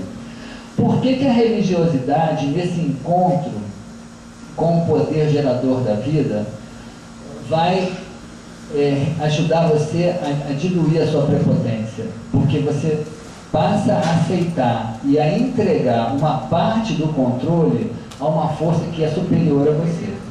É o que a gente chama de fé, uma fé verdadeira, né? Então, quando você entende e se entrega no exercício de religiosidade a uma força que é superior a você, você entrega uma parte do controle, você admite que tem algo superior a você que controla uma parte da sua vida, você faz justamente o movimento contrário da ansiedade e do pânico, que é o medo de perder o controle. Ao invés de ter medo de perder o controle, você entrega uma parte desse controle. O pânico some. Muito bom. Entendeu? Porque você sabe que você pode morrer. Vai fazer o quê? Não sou eu que decidi isso, não foi eu que queria sair da vida. O que eu vou fazer? Mas uma personalidade prepotente já não admite isso, entendeu? Ela se revolta, ela acha que a morte é uma coisa revoltante. E ela vai bater com a cabeça na parede porque não vai adiantar nada. Não vai mudar, vai continuar morrendo do mesmo jeito. Então, nesse aspecto, né, o exercício da religiosidade, não enquanto institucionalização de uma religião, que pode ser, são caminhos variados, mas o encontro verdadeiro, profundo, estou falando de uma coisa profunda, né? Estou falando de um ritual que se você repita toda semana num tempo religioso, não. Isso não quer dizer um encontro com esse poder superior. Um exercício de entrega verdadeira, que pode ser em qualquer lugar, desde que conversa de dentro para você, ele é o verdadeiro antídoto da personalidade prepotente. Porque você vai justamente fazer o oposto do que o prepotente faz. Você vai abrir mão do controle e vai entregar uma parte desse controle. E aí você vai aprender a lidar, a aceitar o fato que existem variáveis na sua vida que você não controla e não vai controlar mesmo. Tá bom? Esse eu acho que é o grande antídoto, né? Agora, uma pessoa numa crise de pânico, quanto tempo leva isso para você construir isso? Pode levar muito tempo. Para algumas pessoas é um clique, um insight. Para outras pessoas é uma vida inteira. Para outras pessoas nem uma vida se ela consegue isso, né? Então, uma pessoa que está vivendo crise de pânico, que é uma coisa muito angustiante, muito sofrida, ela nem sempre pode esperar por um despertar nesse nível. Daí a importância, eu sempre digo, crise de pânico e crise de ansiedade generalizada precisa tomar remédio. É muito difícil não precisar. Se você teve uma crise de pânico pela primeira vez, né, e procurou logo um terapeuta que trabalha com regressão e ele consegue acessar a causa do seu pânico, pode ser até que você não precise tomar remédio. Pode ser até. Que pode desligar aquilo ali e você trabalhar a ponto de não precisar. Mas geralmente isso não acontece. Né? Geralmente, qual é a tendência? A pessoa tem uma crise de pânico, às vezes não vai procurar logo um tratamento, vai ter até uma segunda e com certeza vai procurar primeiro o psiquiatra, que é até o de praxe. O psiquiatra vai passar remédio e aí você já está envolvido no processo. Tudo bem, é inevitável, é natural. Não se trata porque de repente não identificou o que é aquilo. Com certeza, já tem pessoas que me dizem hoje que tiveram a primeira crise de pânico quando eles olham para trás aos 8 anos, estão procurando tratamento aos 40. Sofreu uma vida inteira, às vezes. Então é uma questão muito séria. E a gente está vivendo um momento, né? Eu falei um pouco disso, não caminhar final, né? Eu falei um pouco disso da outra vez que eu estive aqui, um momento em que o nosso sistema socioeconômico é altamente cruel em relação a essa predisposição. Porque esse sistema estimula justamente a prepotência da personalidade.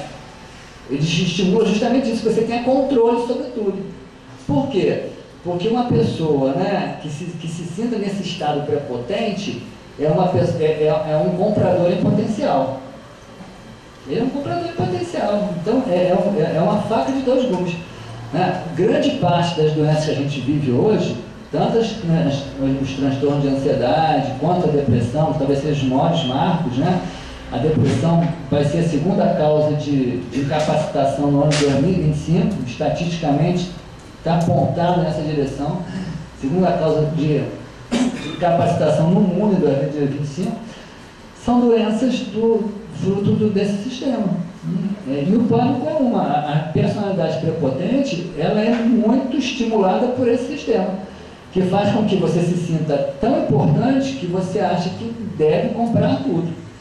E uma pessoa tão importante, ela não admite abrir mão do controle sobre a vida de nada. Uma pessoa que, por circunstâncias da vida, teve que administrar desde cedo, ela pode estar tendo essa característica? Porque aí a vida, as pessoas, a família, as coisas, por circunstâncias. Ela chega numa faixa etária tal, sempre com esse papel. Essa coisa aconteceu porque ela já estava predisposta a ser uma pessoa assim, ou essa circunstância fez com que ela ficasse uma pessoa assim? Então, do meu ponto de vista, eu vou até aprofundar mais essa resposta, foi bom você ter perguntado isso, uma pergunta bem interessante. Eu tenho isso muito próximo, e eu sempre achei que era uma coisa minha punk. Mas agora, com a tua explicação, eu começo a pensar que nessa possibilidade, para me entender. Porque... Com certeza, uma pergunta bem oportuna, né? Primeiro, vou repetir aquilo que eu falei. Do meu ponto de vista, todo transtorno psicológico, ele sempre se fundamenta numa causa pontual e numa predisposição. Então, sempre, do meu ponto de vista, sempre vai ter as duas coisas, né? O que acontece? Crianças que são submetidas a níveis de responsabilidade muito altos tendem a se tornar controladoras, porque elas têm medo de perder o controle. É como se elas tivessem se tornado... como se elas tivessem sido submetidas a um peso maior que elas podiam carregar. O que elas tendem a fazer? Tendem a querer ser mais fortes do que realmente são. Ou seja, não admitem as suas fraquezas, não admitem as suas fragilidades, não admitem que podem estar passando por situações frustrantes. Querem se fazer fortes sem necessariamente serem. Na verdade, aquilo que eu falei um pouco para ela aqui, na verdade elas se tornam prepotentes para se proteger. Né? Então isso é muito comum, né? Crianças que passam por estados de muita responsabilidade, às vezes tem que cuidar de irmãozinhos, né? Sozinhos, né?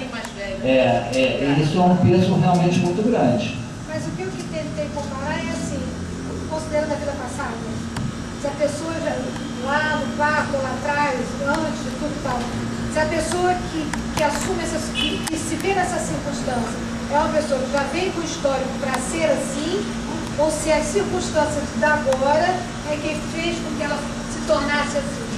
Ótimo, então, veja bem. Né, é aquela coisa pontual que tu falaste.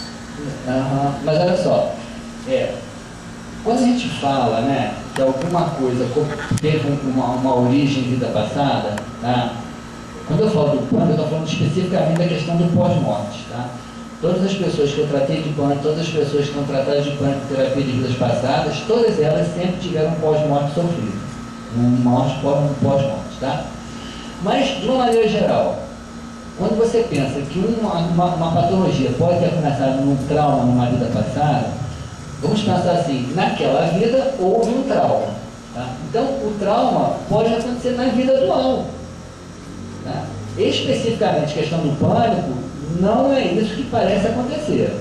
Que você não morreu ainda, então não tem esse tipo de pós-morte.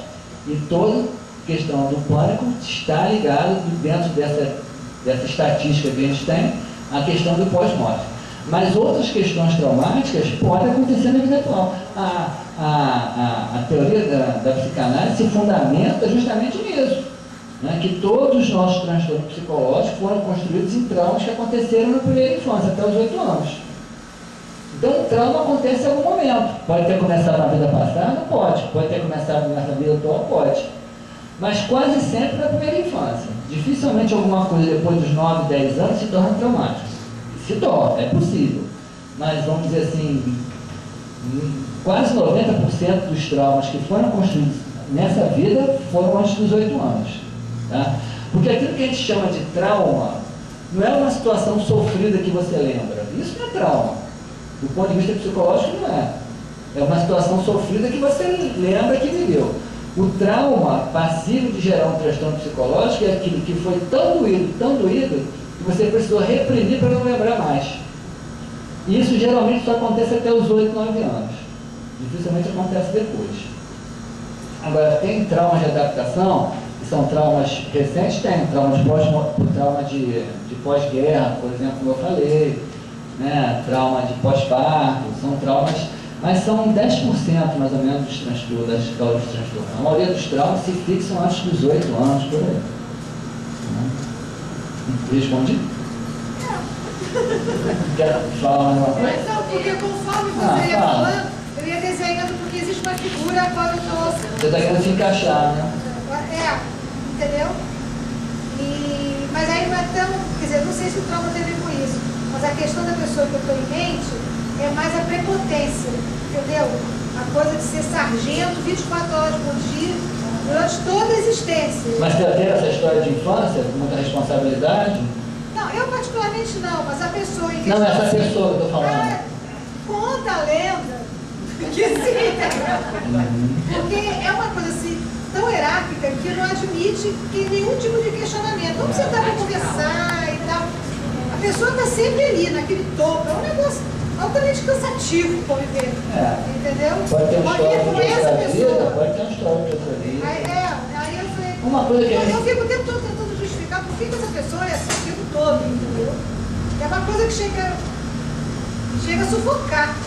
Uma coisa que a gente trabalha muito em psicoterapia, em especial em psicanálise, é a singularidade. Né? Então não tem como encaixar as pessoas em determinados modelos. Não tem. Ainda que algumas coisas sejam até com características gerais, mas cada um tem uma vivência própria, né? Cada um tem uma resposta própria.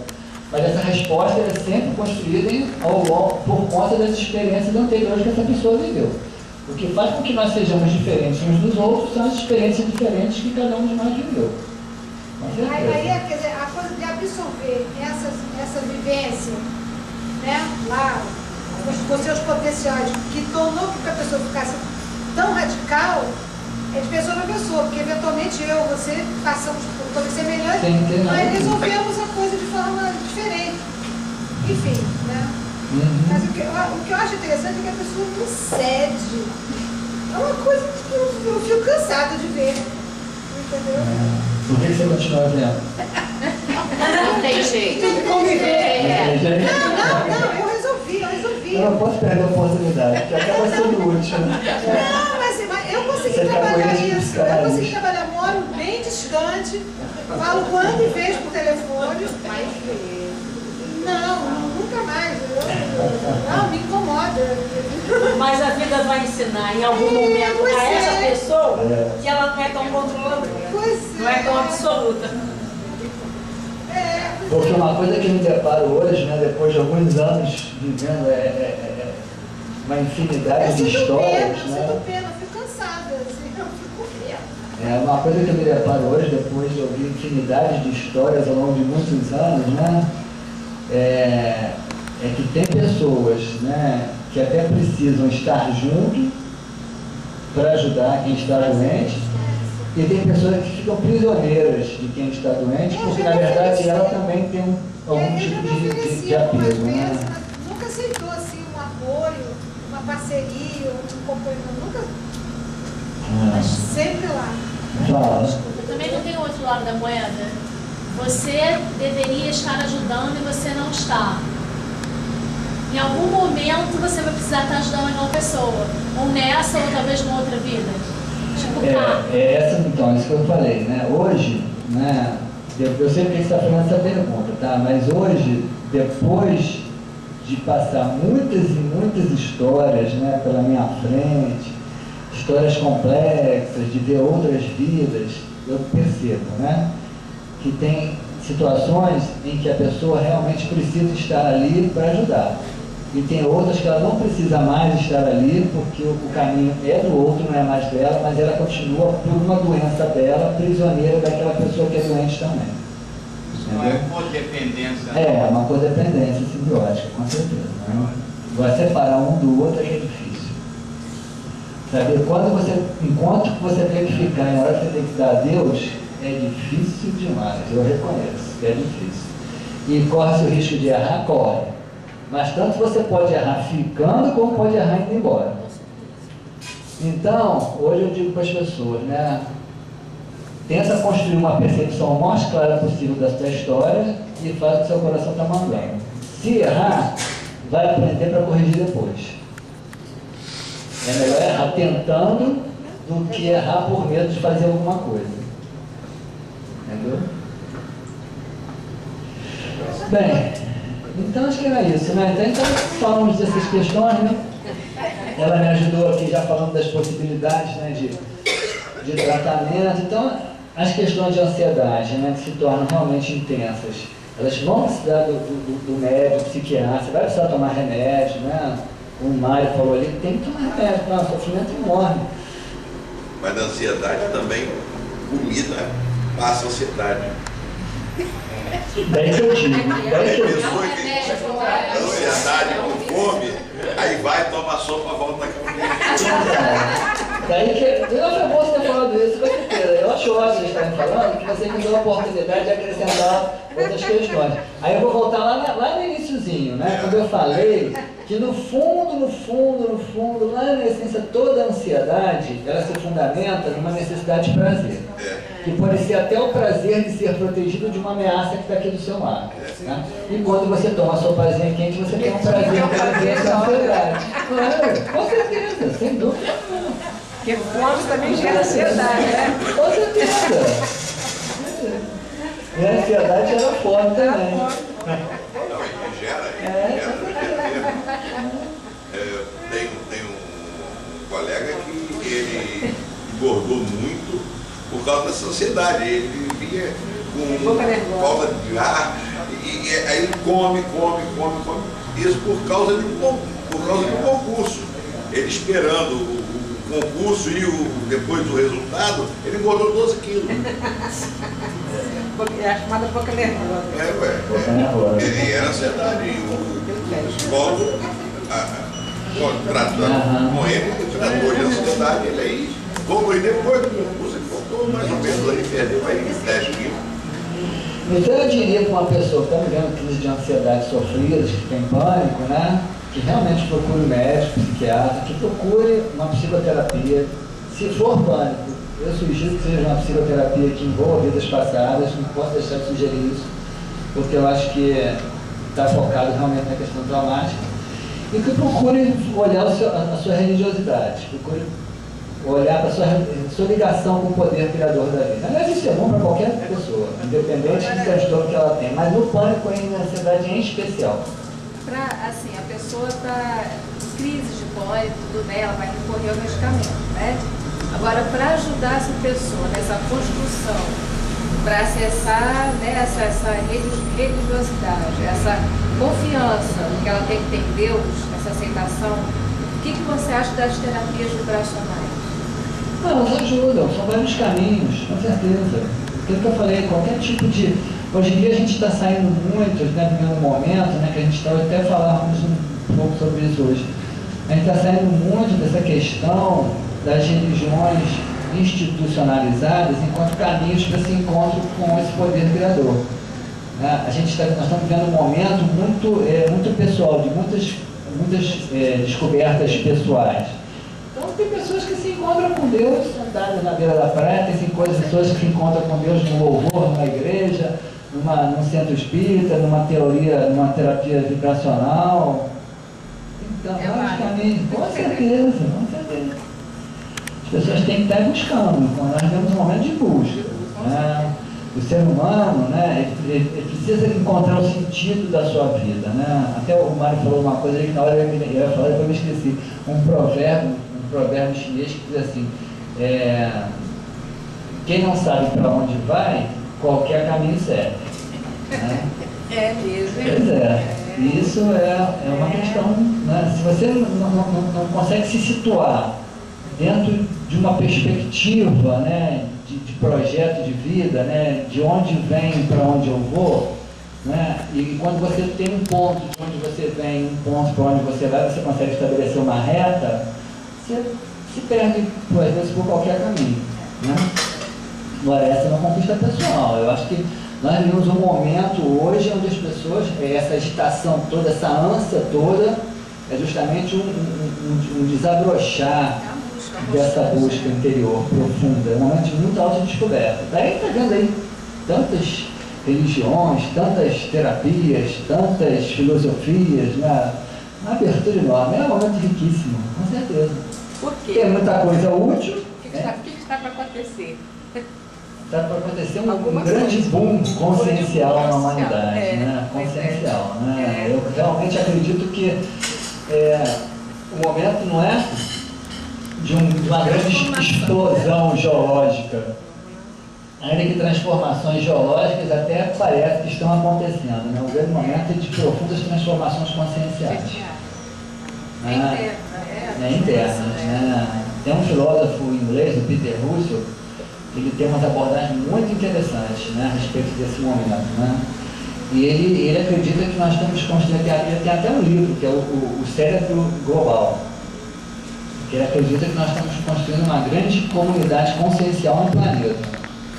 A consciência é única. Alguma coisa que o Jung já viu um pouco no início do século XX, quando ele falou do inconsciente primordial, do inconsciente coletivo. Enfim, que nós todos estamos acessados nesse inconsciente coletivo. Então isso está se tornando mais consciente. A física quântica, né? Tudo isso. Olha, esse assunto é fascinante. Eu ficaria ouvindo você falar. Vamos voltar em outros dias, eu adoro aqui. Eu gostei muito outra vez, estou adorando isso. Muito bom essa troca, né? Enriquece a gente. Você falou alguma coisa? Não levantou a mão assim, não. Aquilo assim. É muito bom, assim, a gente vai trocando, vai vendo, né? É aquilo que eu falei, cada pergunta vai suscitando algumas reflexões. Né? A gente tem que tentar ajudar e para crescer junto. Para crescer junto, E só crescemos se a gente dividir. Com certeza. É um momento muito coletivo. Né? Muito coletivo. Aliás, os sociólogos modernos, eles estão defendendo uma ideia que é bem curiosa, né? E até parece um paradoxo, mas a gente está vendo que não é. Que nós estamos vivendo um momento em que o homem está se tornando mais individualista, mas ao mesmo tempo mais relacional. Isso parece um paradoxo, né? Mas não é. Justamente nós estamos nos tornando mais individualistas no sentido de voltarmos para a nossa busca interior. Só que essa busca interior não é um processo egoísta, ao contrário, está nos tornando seres cada vez mais relacionais, mais aptos a estabelecer relações saudáveis. Então, segundo o Peter Russell, é justamente esse momento que nós estamos construindo.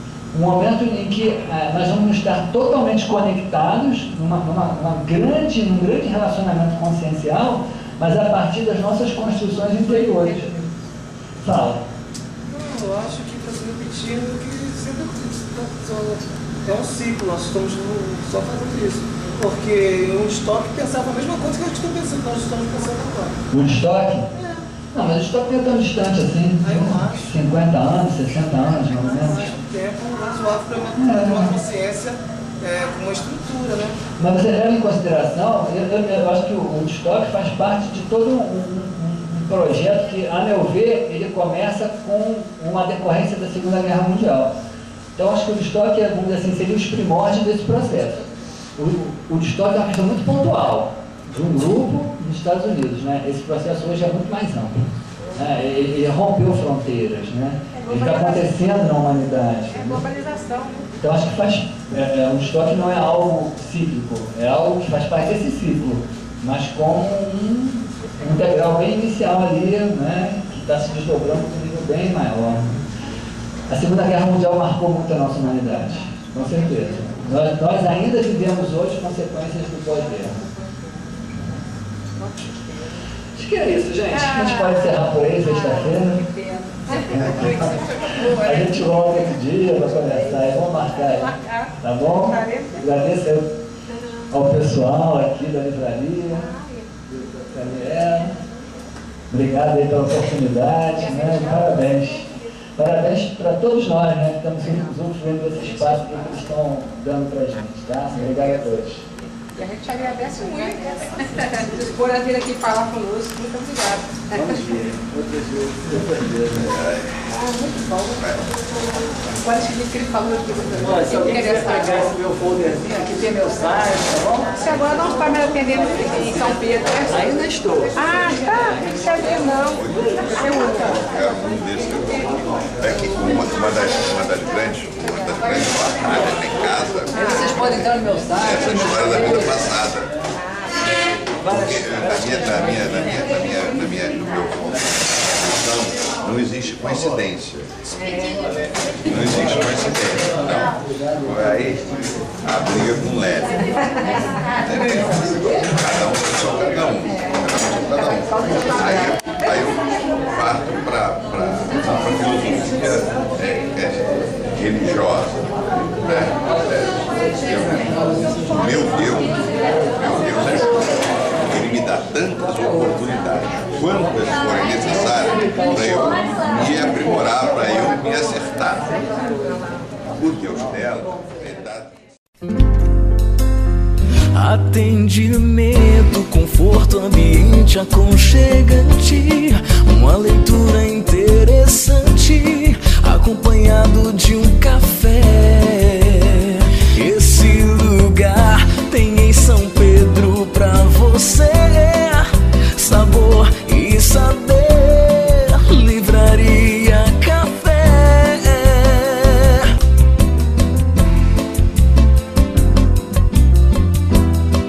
Sabor e saber. Livraria Café.